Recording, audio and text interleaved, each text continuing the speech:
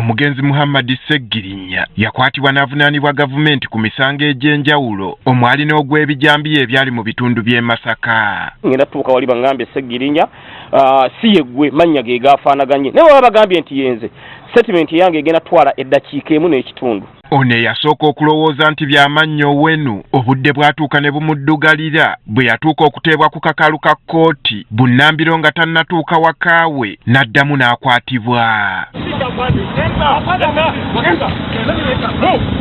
Ssegirinya wadde mu kuddizibwanga mu kkooti yafuba okulaajanira gavumenti emute olw'ebirwadde ebiwerako ebyali bimubala embiriizi wabula nga buteerere. Obulamu bugenda ate poliisi oli wano wendi teyina yadde obuyambi yadde bwesobola kunyamba. Ng'ateereddwa ku kakalu ka kkooti ono yatuuka kulwana n'ava ne mu bulamu bw'ensi eno nga gavumenti ekyamuvunaana emisango egy'enjawulo omuli ogw'obutemu n'obutujju.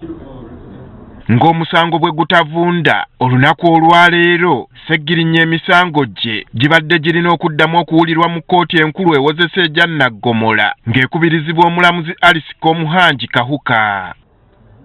Omusango nga gutandika Samuel Muyizi pulida w'omugenzi asoose kutegeeza kkooti ng'omuntu gwawolereza bwe yayabulira edde obulamu bw'ensi eno ng'ennaku z'omwezi 8 omwezi ogwa January omwaka guno n'agenda etagenda badda.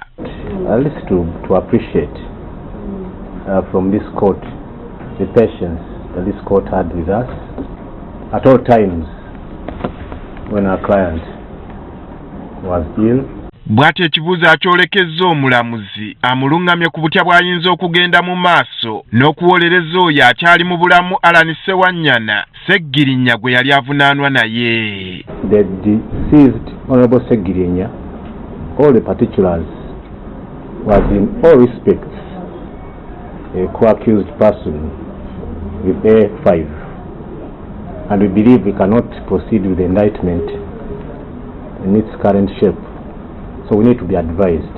Omulamuzi Omuhanji asaasidde nnyo Muyizi olw'okufiirwa omuntu we nga n'omuwaabi wa gavumenti Richard Birivumbuka ategeezezza ng'okufa kwa Ssegirinya bwe kwamukuba ewala. Also condole with the family and the people of Kawempe North for the loss of Honorable Muhammad Ssegirinnya, and we pray that his soul rests in eternal peace and we shall miss him. Ono ategeezezza kkooti nga bwe yeetaagayo obudde addemu atereeza obujulizi n'empaaba ye asobole okuggyamu Ssegirinya olwattunke n'abasigadde. Prosecution intends to make some amendments in the indictment to reflect the current state of affairs. All cases against Honorable Ssegirinya abet automatically. So we would want to make some amendments to reflect the current state of affairs, and that will require some time. Oludda oluwaabi bawadde wiiki 2 zokka okukola ennongoosereza mu mpaabi wamu n'okugabana ebyo bye bagenda okusinziirako mu kuvunaana abawawaabirwa kye tuyita disclosures nga bawerebwa obutasukka nga 1 omwezi ogwokuna omwaka guno. Oludda oluwaabi lukyakalambira nga mu mwezi gw'omunaana mu mwaka gwa 2021 omugenzi Ssegirinya alanisewanyana n'abantu abalala badda ku bantu abatalina musango ne batirimbula abawerako mu bitundu by'e Masaka.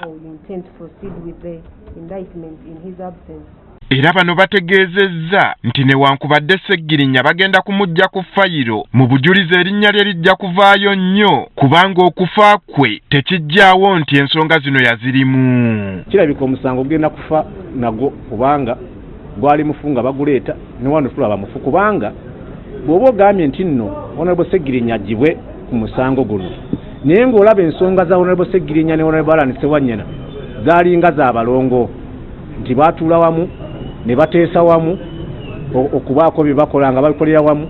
Kati bw'ojjako Honorable Ssegirinya kiba kizibu okusigaza awamu ng'ate omutaliimu. Andrew Kaggwa, Agafeeyo, Spark TV.